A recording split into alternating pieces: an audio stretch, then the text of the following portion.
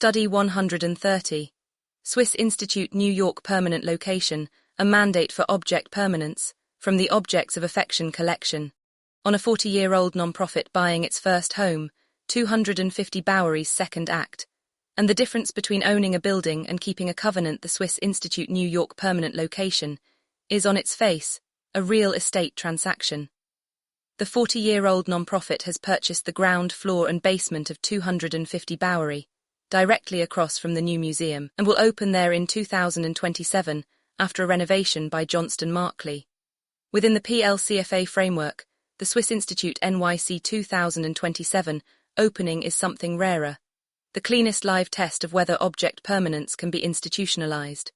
Whether one of the new art institutions New York actually needs can convert a deed into a covenant. The lexicon terms in active structural use throughout this study: object permanence, material singularity, narrative permanence, anti-speculative architecture, structural captivity, speculative velocity, custodian's contract, hollowed object, atmospheric equity, and institutional necrophagy. The verdict is genuinely open.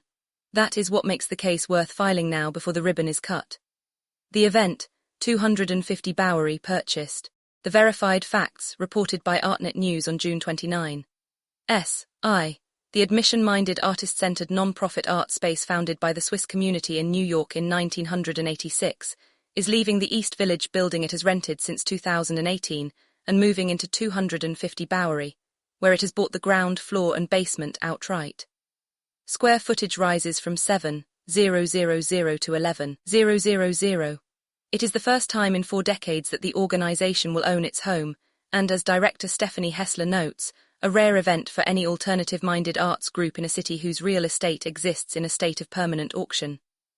Johnston Marklee, the firm behind Houston's Menil Drawing Institute, will renovate. The terms of the purchase were not disclosed. The opening is planned for spring 2027. Hessler's own framing is the study's thesis stated in institutional language. How do we make these incredible non-profits that were founded 40 years ago, 50 years ago, how do we make them sustainable? Not sustainable as branding. Sustainable as in, still here. The verification file, what permanent means here. OAC's dialectical council split on this signal, and verification adjudicates the split. The necrophage profiler's hypothesis, that permanence is being consumed as spatial branding, a real estate strategy wearing the language of the eternal, is weakened by the primary record. The institution did not announce a flagship, a rebrand, or an expansion of spectacle. It bought a floor and a basement, citing rent, sustainability, and artists' ability to experiment. The decolonial ecologists' demand for collection provenance transparency, meanwhile, is misapplied. SI is an exhibition laboratory, not a collecting museum. Its holdings are programs, not plunder. What survives from the council is the structural skeptics test, and it is the right one. Ownership is a fact, but permanence is a practice, and the two are routinely confused precisely because the market profits from the confusion. A deed is not a covenant. Ownership is the strongest anti-speculative instrument a cultural institution can hold, and it is still only an instrument. Permanence begins the day the institution binds itself to the building's purpose. Rent is speculative velocity applied to institutions. To understand what SI just exited, name the condition it has lived in for 40 years. A renting institution is an institution whose continued existence is repriced by someone else on a schedule. Its address, the material anchor of its narrative permanence, is a temporary concession from capital. SI's own itinerary is the evidence. The SoHo home where Nick Hess once painted birds across the facade is now a Jeffrey Deitch gallery. 250 Bowery itself chewed through the International Center of Photography in 3 years, 2016, 2019, before that institution decamped to Essex Crossing. This is structural captivity in its institutional register. The non-profit's mission held captive by the lease cycle, its long-term thinking bounded by the renewal date, its atmospheric equity accruing to a landlord's asset rather than its own future. Every alternative space that has vanished from Manhattan vanished in the end through that mechanism. A renting institution plans in lease lengths. An owning institution can plan in generations. That difference, not square footage, is what was actually purchased at 250 Bowery.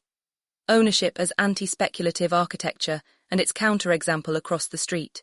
The purchase removes 11,000 square feet of cultural infrastructure from Manhattan's speculative pool, a genuine act of anti-speculative architecture, and the strongest single move available to a non-profit in this market. But the block itself supplies the cautionary counterexample, and OAC declines to look away from it. Sperone Westwater owned its Norman Foster, designed building a few doors up, and it shuttered anyway. Ownership immunizes an institution against its landlord. It does not immunize it against itself, against succession failure, donor fatigue, mission drift, or the quiet conversion of a cultural asset into a balance sheet one. The speculative velocity of New York real estate does not stop at the deed. It merely waits outside, appreciating, whispering that the floor is worth more empty. This is why the PLCFA framework insists that object permanence is not a property status. It is a governance discipline. The consequential paradox, permanence without a collection. Here the case turns philosophically interesting. SI holds no permanent collection. Its output is exhibitions, commissions, and the free experimentation Hessler describes as a laboratory that is flexible and nimble and artist-centered. Its programming is deliberately ephemeral, which means the building at 250 Bowery becomes the institution's only sovereign object, the one material fact that persists while everything inside it is designed to change. The material memory of the institution will now sediment into a single address, the way it once sedimented into the district itself. Hessler invokes the studios of Eva Hess, Mark Rothko, and Harmony Hammond a few blocks away. There is a productive tension here rather than a contradiction. Permanence of vessel is precisely what makes radical impermanence of content affordable. The institutions that must chase rent cannot afford risk. The ones that own their walls can let artists fail inside them. The consequential paradox, an institution with no collection needs object permanence more, not less. When the programs are designed to disappear, the building is the only object left to keep the promises. The hollowed permanence test. The necrophage profiler's frame still earns its place in the file as a standing test rather than a verdict. Permanent becomes a hollowed object the moment it functions as marketing rather than obligation, when the word appears in press releases but not in the governing documents.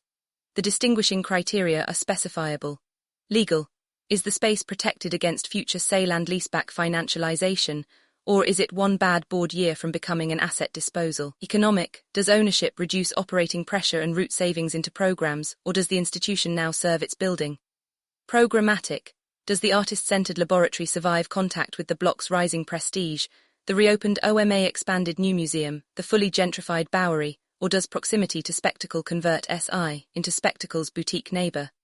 The semantic burden of the word permanent is now on SI's books along with the property. Both must be maintained. The covenant standard, what would make 250 Bowery permanent?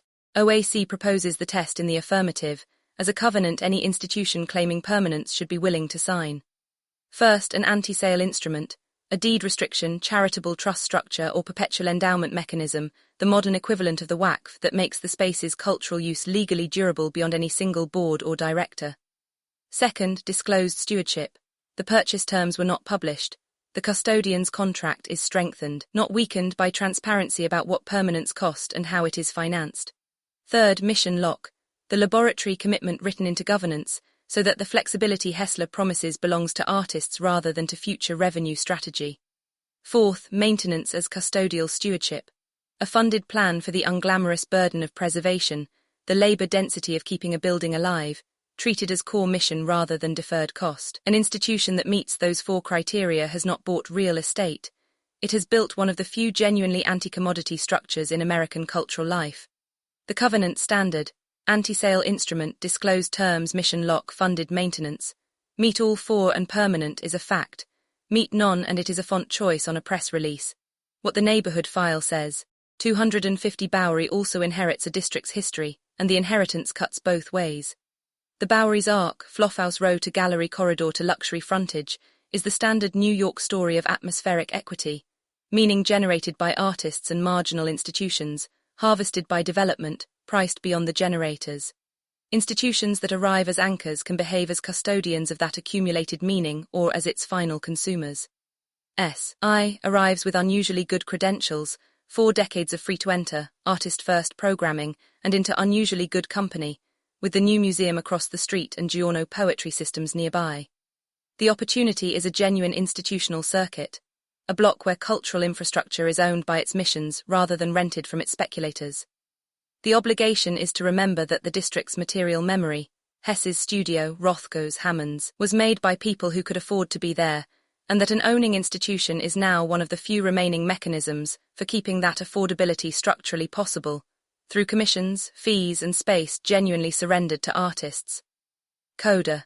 The Swiss Institute turns 40 this year, and it has marked the anniversary in the least spectacular, yet most consequential way available, by making itself harder to evict. In a culture where institutional ambition is measured in expansion wings and capital campaign renderings, a floor and a basement bought quietly may be the most radical architecture announced in New York this year. What the case confirms for the PLCFA framework, object permanence scales from objects to institutions, and its enemy at institutional scale is not decay but the lease. What it leaves structurally open, whether ownership hardens into covenant, the anti-sale instrument, the disclosed terms, the mission lock, the funded maintenance. OAC will audit the file in 2027 when the doors open, and it would be pleased to report that the test was passed. OAC does not congratulate institutions for buying buildings. It files the purchase and starts the clock. Permanence is not what an institution announces at 40. It is what is still standing, still free, and still experimental at 80.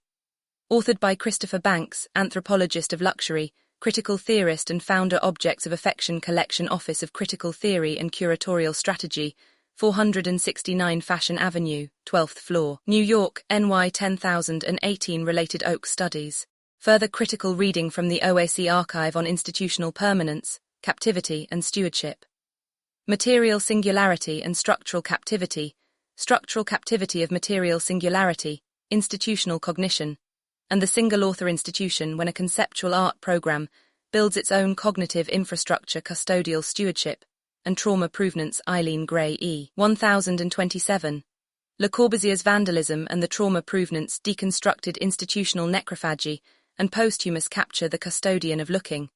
What David Hockney's death reveals about the architecture of post-mortem necrophagy, the hollowed object in institutional form, Balenciaga's wellness kick. What the techwear smoothie activations actually reveal.